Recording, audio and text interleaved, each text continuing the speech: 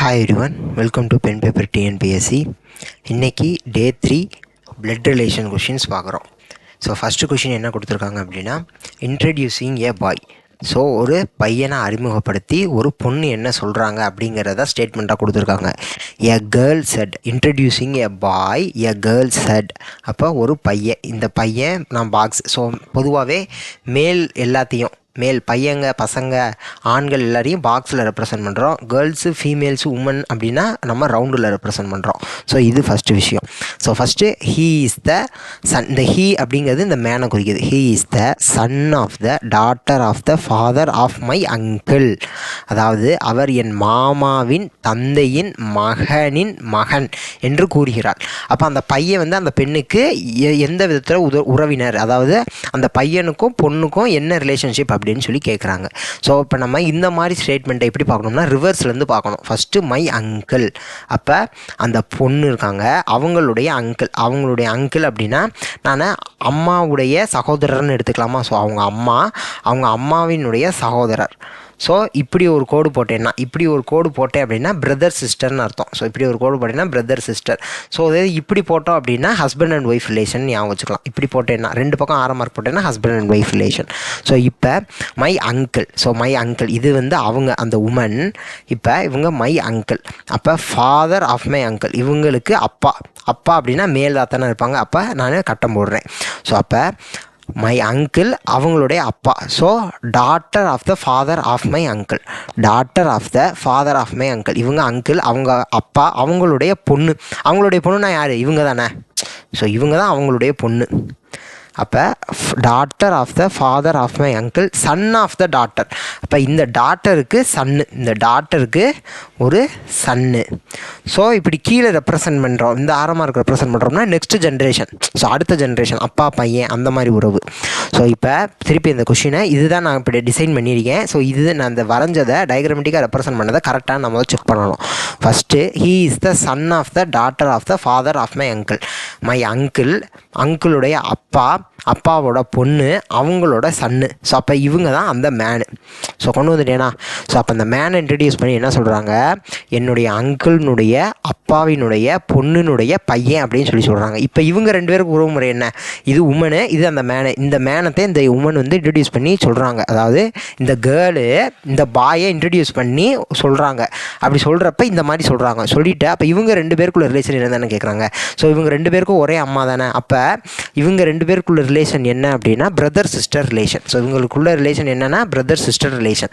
அப்போ how is the bye related to the girl அப்படின்னா இந்த பாய் வந்து இந்த கேர்ளுக்கு பிரதர்னு ஆன்சர் வரும். ஸோ ஆப்ஷன் பி பிரதர் அப்படிங்கிறது answer.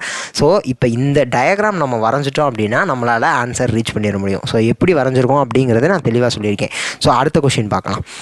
Poynting to a man in a photograph. So ஒரு ஃபோட்டோ இருக்குது, அதில் ஒரு மேன் இருக்கார், ஒரு பையன் இருக்காங்க. அந்த பையனை பார்த்து ஒரு பொண்ணு என்ன சொல்கிறாங்க அப்படின்னா ஹிஸ் பிரதர்ஸ் ஃபாதர். அப்போ இதுதான் அந்த மேனு நான் வச்சுக்கிறேன். இதுதான் அந்த மேன், இவங்களுடைய பிரதர் அப்படின்னா பையன். அப்போ பிரதர் நான் இப்படி ரிலேஷனில் இந்த ஒரு கோடு போட்டு இது பண்ணுறேன். இவங்க பிரதர்னுடைய ஃபாதர்னா அவரும் பையன் தான். அப்போ கட்டம் போடுறேன். His brother's father is the only child of my grandfather. அதாவது இவங்களுடைய தாத்தாவினுடைய ஒரே சைல்டு தான் இவங்க பிரதர்னுடைய ஃபாதர்னு சொல்லிட்டாங்க. அப்போ இவங்க தாத்தா அப்படின்னா இப்போ நான் இதை வந்து 2ஆக பிரிக்கிறேன். ஃபஸ்ட்டு ஹிஸ் பிரதர்ஸ் ஃபாதர்னு வந்துருச்சா? ஸோ அப்போ ஹிஸ்ஸுங்கிறது இந்த மேனை குறிக்குது. ஹிஸ் பிரதர்ஸ் ஃபாதர் இது முடிக்க நான் போட்டுட்டேன். Is the only child of my grandfather. அப்போ இவங்க தான் கிராண்ட் ஃபாதர். ஆனால் இது வந்து யாரோட கிராண்ட் ஃபாதர்? இது வந்து உமனுக்கும் இவங்க தான் கிராண்ட் ஃபாதர். அப்போ உமனுக்கு இவங்க தான் கிராண்ட் ஃபாதர் அப்படின்னா அவருக்கு என்ன சொல்லிட்டாங்க, இந்த கிராண்ட் ஃபாதருக்கு ஒரே ஒரு சைல்டு தான் சொல்லிட்டாங்க. அப்போ இவருடைய இன்னொரு பொண்ணு தான் இவங்களாக இருப்பாங்க. ஸோ இந்த உமனாக இருப்பாங்க. அப்போ திருப்பி கொஷினை படிக்கிறேன். ஹிஸ் பிரதர், ஹிஸ்ஸுங்கிறது மேனு, இந்த மேனினுடைய பிரதர்னுடைய அப்பா வந்து என்னுடையனா அந்த பொண்ணு சொல்கிறாங்க என்னுடைய தாத்தாவின் ஒரே குழந்தை அப்படின்னு சொல்கிறாங்க. கரெக்டாக? ஸோ அப்போ இவர் இருக்கார்ல, இவருக்கு தான் இவங்களும் பொண்ணு, இவங்களும் பையன். அப்போ இவருடைய பிரதர் அப்போ இவருக்கு மேபி இவர் 3 குழந்தையாக இருக்கலாம் இவருக்கு. அப்போ இந்த பையனுக்கும் இந்த பொண்ணுக்கும் என்ன ரிலேஷன் அப்படின்னா இவங்க 2 பேரும் பிரதரா, அப்போ இவங்க 3 பேருக்கும் ஒரே அப்பாங்கிறப்ப இந்த பொண்ணும் இந்த பையனும் என்னவாக இருப்பாங்க, பிரதர் சிஸ்டர் ரிலேஷன் தானே. அப்போ how is the woman related to the man அப்படின்னா இந்த இந்த இந்த பையனை பொறுத்து இந்த பொண்ணு என்ன ரிலேஷன்னா சிஸ்டர் தானே வருவாங்க. ஸோ திருப்பி சொல்கிறேன் ஒரு தடவை, ஹீஸ் பிரதர்ஸ் ஃபாதர். இப்போ ஒரு மேனை அறிமுகப்படுத்தி இந்த மேனுடைய பிரதரனுடைய ஃபாதர் தான் என்னுடைய தாத்தாவின் ஒரே மகன் அப்படின்னு சொல்கிறாங்க. அப்போ இவங்க தாத்தா, ஏன்னா என்னுடைய தாத்தாவின் ஒரே மகன்னா இவங்களுக்கு தானே இவங்களும் பிறந்திருப்பாங்க. ஸோ அப்போ இவருக்கு இந்த தாத்தாவுக்கு ஒரே பையன் தானா. அப்போ என்னுடைய தாத்தாவுக்கு அப்படின்னு சொல்கிறப்ப இவங்களுக்கு பிறந்த குழந்தையா தானே இருப்பாங்க அப்போ இவங்களும். ஸோ அப்போ இவங்க தாத்தாவுக்கு ஒரே பையன், அப்போ அந்த பையனுக்கு பிறந்தவங்க அதான் அந்த 3 பேராக இருப்பாங்க. ஸோ அப்போ இவங்களும் பிரதர் சிஸ்டர் ரிலேஷனில் தான் வருவாங்க. ஸோ அப்போ ஆப்ஷன் பி சிஸ்டருங்கிறது தான் கரெக்டான ஆப்ஷன். அடுத்த கொஸ்டின். ஸோ இது வந்து இந்த சிம்பாலிக் ரெப்ரசன்டேஷன். இதை எப்படி நம்ம பண்ணணும் அப்படின்னா ஃபஸ்ட்டு எல்லாத்தையும் நம்ம வரைஞ்சி வச்சிடணும், அதுக்கப்புறம் நம்ம ஈஸியாக போட்டுக்கலாம். இப்போ ஏ ப்ளஸ் பி மீன்ஸ் என்னன்னு சொல்கிறாங்க, ஏ ப்ளஸ் பின்னா என்னென்னா A is the mother of B. அப்போ ஏ மதருங்கிறப்ப அவங்க மதருங்கிறப்ப ஃபீமேல், அதனால் வட்டம் போட்டுறேன், மதர் ஆஃப் பி, அவ்வளோதான். அடுத்தது ஏ மைனஸ் பி அப்படின்னா என்ன, A is the brother of B. அப்போ ஏ இஸ் த பிரதர்னா ஏ வந்து male, A is the brother of B. இப்போ பி நமக்கு என்னன்னு தெரியாது, ஆனால் ஏங்கிறவர் பிரதராக இருந்தானா அவர் மேலுங்கிறதுனால நான் கட்டணம் போட்டேன். அடுத்து ஏ இன்ட்டு பி அப்படின்னா என்ன சொல்கிறாங்க, A is the sister of B. அப்போ ஏ சிஸ்டர்னா அவங்க ஃபீமேலு, வட்டம் போட்டுடுறேன், A is the sister of B. A is the sister of B. இந்த கோடு போட்டால் என்ன அர்த்தம், பிரதர் சிஸ்டர் ரிலேஷன் அர்த்தம். ஒரே சேம் ஜென்ரேஷன். இந்த மாதிரி 6 மார்க் போட்டு நான் கீழே கொண்டு வந்துட்டேன்னா இவங்க அடுத்த ஜெனரேஷன். ஏன்னா இவங்களுக்கு வந்து மதர் தானே, அதனால் அடுத்த ஜென்ரேஷன் இவங்களுக்கு மதர் அப்படிங்கிறப்ப அடுத்த ஜென்ரேஷன் வர்றாங்க. அதனால் நான் 6 மார்க் போட்டு கீழே கொண்டு வந்துடுறேன். ஸோ இப்போ இதை 3ஐயும் நான் வரைஞ்சி வச்சுட்டேன். இப்போ என்ன கேட்குறாங்கன்னா இந்த 4 எக்ஸ்பிரஷனில் எது வந்து C is the son of M அப்படிங்கிற ரிலேஷன் வருது. அப்போ C is the son of M அப்படின்னா சி இஸ் த சன்னுனா கட்டம் போட்டுறணும், C is the son of M அப்படின்னா இந்த இது எந்த இதுக்கு வருது அப்படிங்கிறது தான் கேள்வி. இப்போ நம்ம ஒவ்வொரு எக்ஸ்பிரஷனாக போட்டு பார்க்கணும். இப்போ ஃபஸ்ட்டு ஏன்னு வந்து நான் சூஸ் பண்ணுறேன். First M plus n into C minus எஃப்னு கொடுத்துருக்காங்களா, ஃபஸ்ட்டு வரிசை அப்படியே நம்ம போனோம். அப்போ எம் ப்ளஸ் என்னன்னு இருக்குது. அப்போ இந்த இதை நம்ம தான் யூஸ் பண்ணுறேன். அப்போ எம்மு போட்டுட்டு மேலே ஒரு வட்டம் போட்டுட்டு கீழே ஒரு 6 மார்க் போட்டுட்டு எண்ணு போட்டணும். அடுத்து என் இன்ட்டு சின்னு இருக்கா, இதை நான் யூஸ் பண்ணணும். அப்போ என் இன்ட்டு சின்னா என்னது, எண்ணுக்கு வட்டம் ஒரு கோடு சி போட்டுறணும். அப்புறம் சி மைனஸ் எஃப்னு இருக்கா, அப்போ சிக்கு கட்டம் ஒரு கோடு எஃப் போட்டணும். ஸோ இப்படி தான் போடணும். இப்போ M plus n into C minus எஃப்னா first இதை 2ஐயும் யூஸ் பண்ணி நான் வரையணும். அதுக்கப்புறம் இதை 2ஐயும் யூஸ் பண்ணி நான் வரையணும். அப்புறம் இதை 2ஐயும் யூஸ் பண்ணி நான் வரையணும். வரைஞ்சிட்டேன்னா எனக்கு ஒரு முழு டயக்ராம் கிடச்சிரும். இந்த டயக்ராமை யூஸ் பண்ணி நான் இது பண்ண போகிறேன். இப்போ என்ன பண்ணணும் அப்படின்னா C is the son of எம்னு தானே, எந்த இது நமக்கு C is the son of எம்னு கேட்குறாங்க. அப்போ நம்ம இந்த இதில் நமக்கு என்ன கிடைக்குதுன்னு பார்க்கணும். சியையும் எம்ஐயும் ரிலேட் பண்ணி என்ன ரிலேஷன் வருதுன்னு பார்க்கணும். இப்போ C is the son of எம்னா எம்முடைய பொண்ணு என்னன்னு சொல்கிறாங்க, என்னுடைய அதாவது பிரதர் வந்து சின்னு சொல்லி இங்கே நமக்கு கிடச்சிருக்கு. அப்போ எம்முனுடைய குழந்தைய சி அப்படிங்கிறது கரெக்டு தானே. அப்போ C is the son of எம்ங்கிறது நமக்கு ஃபஸ்ட் ஆப்ஷன்லேயே கிடச்சிருச்சு. ஸோ அதனால் ஆப்ஷன் ஏங்கிறது ஆன்சர். ஒரு வேளை இது நம்ம 3 ABCD 4மே கூட போட்டு 4வது ஆப்ஷனில் கூட இந்த ஆன்சர் வச்சுருக்கலாம். ஸோ இது வந்து நம்ம போடுறத பொறுத்து தான். ஸோ டேரெக்டாக பார்த்தோன்னே இது வந்து கெஸ் பண்ணி போட்டோம்னா தப்பாக போயிடும். ஸோ அதனால் அப்படி பேசிக்காக ஃபஸ்ட்டு என்ன கொடுத்துருக்காங்களோ அதை வரைஞ்சிக்கிட்டு, இப்போ ஏபிசின்னு கொடுத்துருக்காங்க, நான் அதை வரைஞ்சிட்டு கடன்னு போட்டு பார்த்துடலாம். இப்போ வேறு எதையாவது கூட நான் போட்டு காமிக்கிறேன். இப்போ அடுத்த ரிலேஷன் வேணால் நம்ம போட்டு பார்க்கலாம். M into N minus C plus எஃப்னு இருக்கா. அப்போ M into N minus C plus F. So answer நம்ம ஏன் கண்டுபிடிச்சிட்டோம், இருந்தாலும் சும்மா ஒரு தடவை போட்டு பார்ப்போம் அடுத்த ஆப்ஷனில் என்ன வருதுன்னு அப்படின்னு. அப்போ எம் இன்ட்டு என் அப்படின்னு நம்ம என்ன நினைக்கிறோம், எம்மு ஒரு முட்டையை போட்டுறணும், இப்படி போட்டுட்டு எண்ணு போட்டுறணும். அப்புறம் என் மைனஸ் சிக்குங்கிறதுக்கு என்ன, எண்ணு கட்டம் போட்டுறணும், ஒரு கோடு போட்டு சி போட்டுறணும். அடுத்து சி ப்ளஸ் எஃப்னா என்ன, சிக்கு ஒரு ரவுண்டு கீழே 6 மார்க் போட்டு எஃப் கீழே போட்டுறணும். இப்போ எம்முக்கும் சிக்கும் என்ன ரிலேஷன், என்ன நான் அதான் கேட்குறாங்க, M is the son of எம்முன்னு வரணும், அதாவது C is the son of எம்முன்னு வரணும். அப்போ சிக்கும் எம்முக்கும் என்ன ரிலேஷன் நம்ம கண்டுபிடிக்கணும். இந்த நமக்கு கொடுத்த ஆப்ஷனில் வச்சு போட்ட டயக்ராமை வச்சு நமக்கு என்ன ஆன்சர் வருதுன்னு கண்டுபிடிக்கணும். அப்போ இங்கே வந்து என்ன ஆன்சர் வருது, எம்மினுடைய பிரதர் என்னுடைய சிஸ்டர் சி. அப்போ எம்முக்கும் சிக்கும் இங்கே என்ன ரிலேஷன் வந்துருச்சு, சிஸ்டர் ரிலேஷன் வந்துருச்சா. இது வந்து சிஸ்டர் ரிலேஷன் வந்துருச்சு. அப்போ இந்த அப்போ ஆப்ஷன் பிங்கிறது ஆன்சர் தப்பா? ஸோ அதே மாதிரி நம்ம 4 ஆப்ஷனையும் போட்டோம்னா எது நமக்கு கரெக்டாக வருது அப்படிங்கிறத நமக்கு தெரிஞ்சுக்கலாம். ஸோ இப்போ வேணால் இன்னொரு இதையும் கூட நம்ம போட்டு ட்ரை பண்ணி பார்த்துடலாம். ஸோ ஆப்ஷன் டி வேணால் ட்ரை பண்ணி பார்ப்போமா? ஆப்ஷன் டியில் என்ன கொடுத்துருக்காங்க? M plus C into N minus எஃப்னு கொடுத்துருக்காங்களா? அப்போ எம் ப்ளஸ் சின்னா என்ன? எம்மு ஒரு வட்டம் போட்டுறணும், கீழே ஆரம் மார்க் போட்டுட்டு சியை வந்து கீழே போட்டுடணும். அப்புறம் சி இன்ட்டு என், அப்போ சி ஒரு ரவுண்டு போடணும், மைனஸ் போட்டுட்டு என்னன்னு போட்டணும். அதாவது மைனஸில் இந்த நேராக ஒரு கோடு போட்டு என்னன்னு போடணும். அடுத்து என் மைனஸ் எஃப் அப்படின்னா எண்ணுக்கு கட்டம் போடணும், ஒரு கோடு போட்டுட்டு எஃப் போட்டுறணும். ஸோ இப்போ இதில் வந்து எம்முக்கும் சிக்கு என்ன ரிலேஷன்? எம்மு வந்து சியினுடைய பொண்ணுங்கிற மாதிரி ஆயிடுதா? ஏன்னா இவங்க மதர், ஏன்னா முட்டை போட்டிருக்கேன், அதாவது ரவுண்ட் பண்ணியிருக்கேன், கீழே வந்து சி போட்டிருக்கேன், அவங்களுக்கும் ரவுண்ட் பண்ணியிருக்கேன், ஏன்னா அவங்க வந்து ஃபீமேலுங்கிற மீனிங் தான். அப்போ எம்முனுடைய பொண்ணு தான் சிங்கிற மாதிரி ஆயிடுது. ஆனால் நம்ம கேட்ட கேள்வி என்ன? சி வந்து சன்னுன்னு வரணும். ஆனால் இங்கே என்னென்னு வந்துருச்சு? சிஸ்டர்னு வந்துருச்சு. ஒரு வேளை கேள்வியில் C is the daughter of C is the daughter of M அப்படின்னு சொல்லி கொடுத்துருந்தாங்க அப்படின்னா, அதாவது இங்கே மகன் அப்படிங்கிறதுக்கு பதிலாக மகள் அப்படின்னு கொடுத்துருந்தாங்க அப்படின்னா நமக்கு இந்த ஆப்ஷன் கரெக்டாக வந்திருக்கும். அதாவது M plus C into N minus F, அதாவது ஆப்ஷன் டி வந்து கரெக்டாக இருந்திருக்கும். ஆனால் நமக்கு கேள்வி என்ன கேட்டிருக்காங்க? சன்னு தானே கேட்டிருக்காங்க. அப்போ சன்னுங்கிறப்ப நமக்கு ஆப்ஷன் ஏ வருது. ஸோ அதாவது இப்படி நம்ம வரைஞ்சி மட்டும் வச்சுக்கிட்டோம்னா, எத்தனை இந்த மாதிரி கொடுத்துருந்தாலும் இந்த மாதிரி சிம்பிளை யூஸ் பண்ணி வரைஞ்சி வச்சுக்கிட்டோம்னா நம்ம ஆப்ஷனை கடகடன்னு சப்ஸ்டியூட் பண்ணி நமக்கு ஈஸியாக கண்டுபிடிச்சிடலாம். ஸோ அடுத்த கொஸ்டின் பார்க்கலாம். ஏ இஸ் பீஸ் சிஸ்டர். பி ஒருத்தவங்க இருக்காங்க, அவங்களுடைய சிஸ்டர் ஏ அப்படின்னு சொல்லி கொடுத்துருக்காங்க. அடுத்து சி இஸ் பீஸ் மதர்.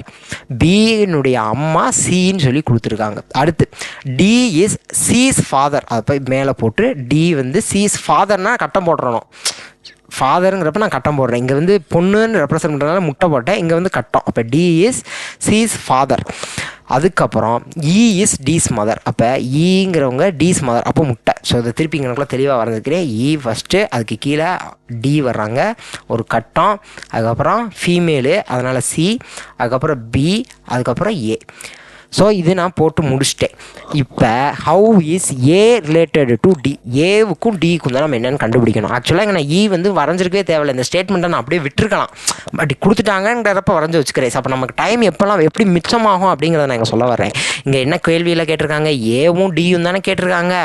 அப்போ நம்ம இந்த ஆக்சுவலாக இந்த இதை நம்ம வரைஞ்சிருக்கவே தேவையில்லை, ஏவும் டியோடையே முடிச்சுக்கலாம்.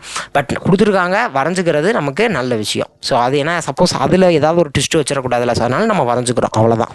ஸோ இப்போ ஏவுக்கும் டிக்கும் என்ன ரிலேஷன்? டியோடைய பொண்ணுனுடைய பொண்ணு தான் ஏ, அப்போ கிராண்ட் டாட்டர்னு வருதா? ஸோ ஆப்ஷன் சி கிராண்ட் டாட்டருங்கிறது தான் நமக்கு ஆன்சர். ஏன்னா டியோட பொண்ணுனுடைய பொண்ணு தான் ஏ. ஆக்சுவலாக இங்கே வந்து அவங்க குழந்தையினுடைய சிஸ்டர்னு சொல்லி இங்கே நம்ம ஃபஸ்ட்டு மென்ஷன் பண்ணியிருந்தோம். அப்போ அவங்க குழந்தைனோட சிஸ்டர்னால் இவங்களுக்கும் பொண்ணு தானே. அப்போ ஏவுக்கும் டிக்கும் என்ன ரிலேஷன்னா, டியை பொறுத்த அளவுக்கு ஏ வந்து granddaughter. So option C granddaughter அப்படிங்கிறது தான் இதனுடைய ஆன்சர். அடுத்த question. In a family there are 6 members PQRSTன்னு மொத்தம் ஒரு 6 உறுப்பினர்கள் ஒரு குடும்பத்தில் இருக்காங்க.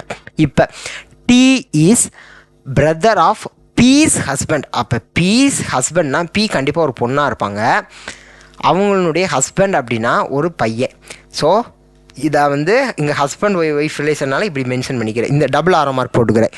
இப்போ பி அப்படிங்கிறவங்க, அதாவது டி அப்படிங்கிறவங்க பீஸ் ஹஸ்பண்ட், அதாவது D is the brother of P's husband. பியினுடைய ஹஸ்பண்ட் இவங்க, அவங்களுடைய பிரதர் டி. அப்போ பிரதருங்கிறப்ப இவங்க வந்து மேலாக தான் இருப்பாங்க. அப்போ ஃபஸ்ட்டு ஸ்டேட்மெண்ட் வந்துருச்சு நமக்கு, D is the brother of P's husband. P ஹஸ்பண்டினுடைய பிரதர் தான் டி, ஃபஸ்ட்டு ஸ்டேட்மெண்ட் போட்டேன். U is the mother of D. அப்போ யூங்கிறவங்க டியினுடைய மதர். ஸோ அப்போ இது நான் போட்டுட்டேன். அடுத்து Q is the daughter of S and B.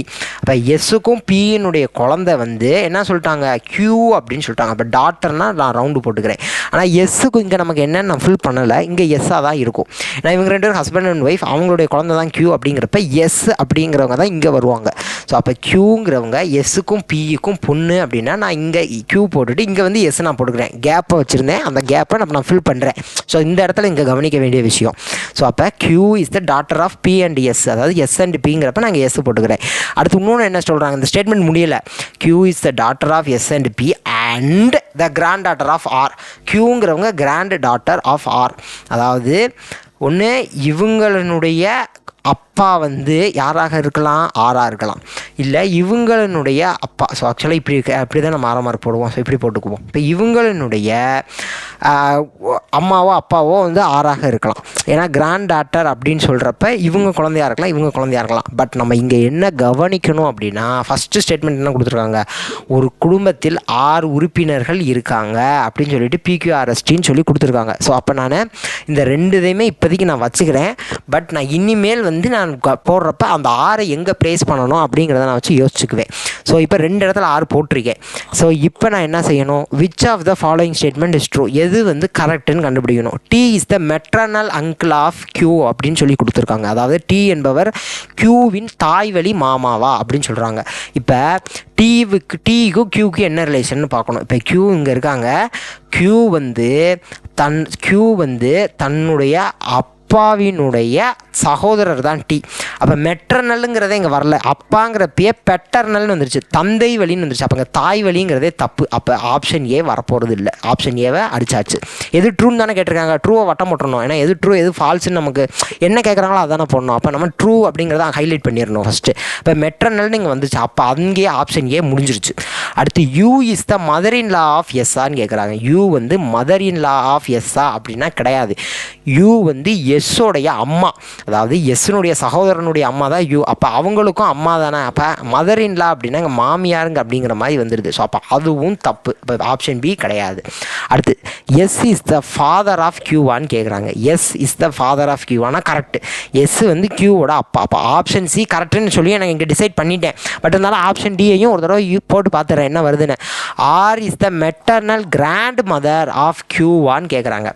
R is the maternal grandmother of Q அப்படின்னு கேட்டால் ஆறு மெட்டர்னலாகவும் இருக்கலாம், பெட்டர்னலாகவும் இருக்கலாம். ஏன்னா நான் ஆரை வந்து நான் எங்கே ப்ளேஸ் பண்ணல, ஏன்னா நமக்கு கொடுத்த ஸ்டேட்மெண்ட் கியூ அப்படிங்கிறவங்க கிராண்ட் டாட்டர் ஆஃப் ஆரான்னு கேட்குறாங்க. இப்போ நமக்கு என்ன தெரியாது, ஆறுங்கிறவங்க ஆனா பெண்ணாங்கிறது தெரியாது. கிராண்ட் டாட்டர்னா தாத்தா பாட்டி இருக்காங்க, 2 பேருக்குமே அந்த கியூங்கிறவங்க கிராண்ட் டாட்டர் தானே. பட் இப்போ மெட்டர்னல் கிராண்ட் மதர்னு அப்படிங்கிறப்ப இவங்க ஒருவேளை கிராண்ட் டாட்டர்னு நான் சொல்கிறப்ப, இப்போ என்னுடைய பேத்தின்னு சொல்கிறப்ப ஒரு தாத்தா பாட்டி இருக்காங்க, அந்த தாத்தாவும் அவங்களுடைய பேத்தியை என்னுடைய பேத்தின்னு சொல்லுவாங்க, பாட்டியும் என்னுடைய பேத்தின்னு சொல்லுவாங்க. அப்போ அவங்க தாத்தாவா பாட்டியா மேலா ஃபீமேலாங்கிறது தெரியாது. அப்போ இங்கே மெட்டர்னல் கிராண்ட் மதர்னு ஃபஸ்ட்டு வருதா. ஸோ அப்போ கிராண்ட் மதர்னு ஒரு வார்த்தை வருது. அப்போ அங்கேயே எனக்கு இந்த ஆப்ஷன் வர்றதுக்கு சான்ஸ் கம்மி தான். ஏன்னா கிராண்ட் ஃபாதரா கிராண்ட் மதரானே எனக்கு தெரியாது. ஸோ அப்போ அங்கே ஒரு விஷயம் இருக்குது. 2வது விஷயம் என்னென்னா மெட்டர்னலான்னு என்னால் கன்ஃபார்ம் பண்ண முடியல. இப்போ நான் யோசிக்கலாம், மெட்டர்னலாகவும் வரலாம் பெட்டர்னலாகவும் வரலாம்ல. ஒருவேளை இந்த கியூவுடைய அம்மாவினுடைய அம்மாவாக கூட இருக்கலாம், ஆனால் அப்பாவினுடைய அம்மாவாக கூட இருக்கலாம்ல.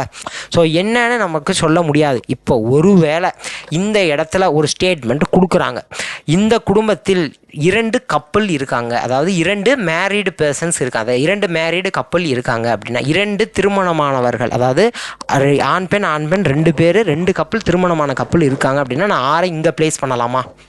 ஏன்னா ஒரு குடும்பம் 6 பேர், அப்போ 2 திருமணமானவர்கள்னா எஸ்ஸும் பியும் திருமணமானவர்கள். அப்போ 6 நான் இங்கே ப்ளேஸ் பண்ணிட்டேன் அப்படின்னா 6 வந்து தாத்தான்னு வந்துடும். அப்போ தாத்தா அவங்களுடைய ஒய்ஃபு வந்து யூ, அவங்களுடைய குழந்தை டி, இவருடைய சகோதரர் எஸ், அவங்களுடைய ஒய்ஃபு பி, இவங்க எஸ்ஸுக்கும் பிக்கும் குழந்தை கியூ. அப்போ 2 மேரீடு கப்பல் வர்றாங்களா, யூ ஆரும் மேரீடு கப்பல், எஸ்ஸும் பியும் மேரீடு கப்பல். ஸோ இப்போ நான் இந்த இடத்துல இப்படி ப்ளேஸ் பண்ணலாம். ஆனால் அந்த ஸ்டேட்மெண்ட் கொடுத்துருந்தாங்க அப்படின்னா கியூவை பொறுத்து அவங்க அப்பாவினுடைய அப்பா அப்படிங்கிற மாதிரி வந்திருக்கும். அப்போ அவங்க அப்பாவினுடைய அப்பானா பெட்டர்னல் கிராண்ட் ஃபாதர் அப்படின்னு இங்கே போட்டிருக்கணும், பெட்டர்னல் கிராண்ட் ஃபாதர். ஆனால் அந்த 2 மேரீடு கப்பல் அப்படிலாம் ஸ்டேட்மெண்ட் நமக்கு எதுவும் வரலை. ஸோ கொடுத்ததை நான் ப்ளேஸ் பண்ணியிருக்கேன். அப்படிங்கிறப்ப எனக்கு 6 எங்கே வேணால் நான் ப்ளேஸ் பண்ணலாம். மெட்டர்னலா பெட்டர்னலா, தாய் வழியா தந்தை வழியான்னு தெரியலை, கிராண்ட் மதரா கிராண்ட் ஃபாதரா, பாட்டியா தாத்தாவா, அதுவும் எனக்கு தெரியல. அப்போ நான் ஆப்ஷன் டி சூஸ் பண்ணக்கூடாது. ஸோ ஆப்ஷன் டி ஏன் சூஸ் பண்ணக்கூடாது, ஆப்ஷன் டி நான் ஏதோ ஒரு விதத்தில் யூஸ் பண்ணுறப்ப எனக்கு ஆப்ஷன் டி வர சான்ஸ் இருக்குது.